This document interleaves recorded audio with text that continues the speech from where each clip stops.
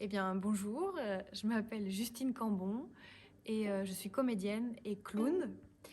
Et je viens du Nord-Pas-de-Calais, des Hauts-de-France, on dit. Et j'habite actuellement à Lille et je suis en résidence ici pour mon spectacle qui s'appelle L'amour n'a pas d'écailles, qui sortira en novembre 2021 et qui va jouer ici à Tergnier en mars 2022. Donc on est en résidence ici pour une semaine, on vient juste d'arriver avec mon musicien qui est juste derrière moi. Et Stéphanie Constantin aussi. Stéphanie Constantin que peut-être vous connaissez parce qu'elle est déjà venue en résidence ici il y a quelques temps et sur un solo de clown qu'elle prépare aussi pour dans quelques temps. Et c'est elle qui fait mon regard extérieur sur ce spectacle. Donc ce qui est intéressant dans notre collaboration, c'est que la compagnie des Vagabondes, donc qui est la compagnie de Stéphanie Constantin, héberge mon projet. C'est-à-dire qu'elle elle prend en charge l'administration, mais aussi on a une mutualisation de moyens artistiques et humains. Et donc je suis ravie de faire partie de cette compagnie qui m'a accueilli les bras ouverts parce que j'avais pas de structure. Moi, j'avais l'envie de faire ce spectacle, mais j'avais pas de compagnie parce que c'est du boulot de monter une compagnie. Et donc Stéphanie, c'est apparu évident parce que humainement, artistiquement, on est dans la même veine, on s'entend très bien. Elle travaille sur mon spectacle, elle travaille sur du clown.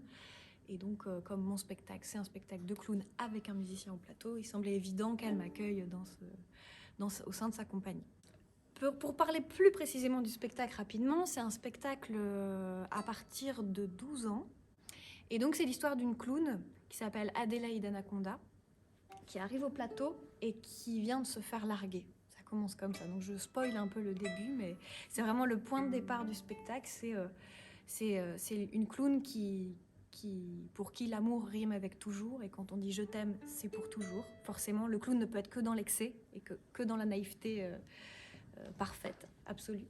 Et évidemment, tout s'écroule et tout se casse la figure. Donc toute l'histoire du spectacle, ça va être comment on se relève une fois que le monde s'est écroulé. Ça va parler aussi, ça va résonner autrement dans cette période un peu écroulante. Mais à quoi on se raccroche et à quelle beauté on se raccroche et qu'est-ce qu'on se raconte pour se relever et pour finalement ne pas mourir asphyxié. Donc voilà, c'est une tragédie clownesque évidemment, parce que l'idée c'était pas d'en faire un drame, mais de partir de quelque chose de profondément qui moi me bouleverse. Hein.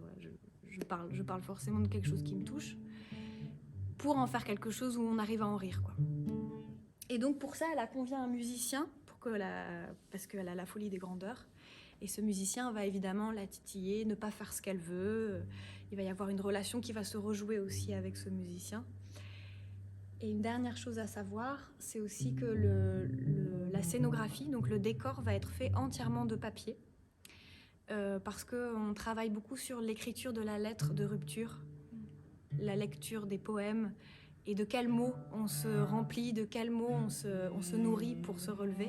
Et c'est une clown qui a besoin de mots, qui a besoin de poésie, qui a besoin d'écrire aussi parfois des saloperies, hein, faut le dire, parce que voilà, ce n'est pas que du tout rose, pas du tout.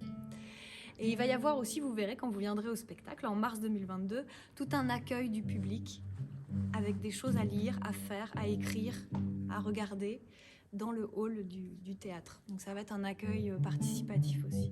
Donc on travaille avec une scénographe qui va venir sur la résidence à Tergnier et qui va inventer tout un décor dans lequel vous pourrez aussi déambuler.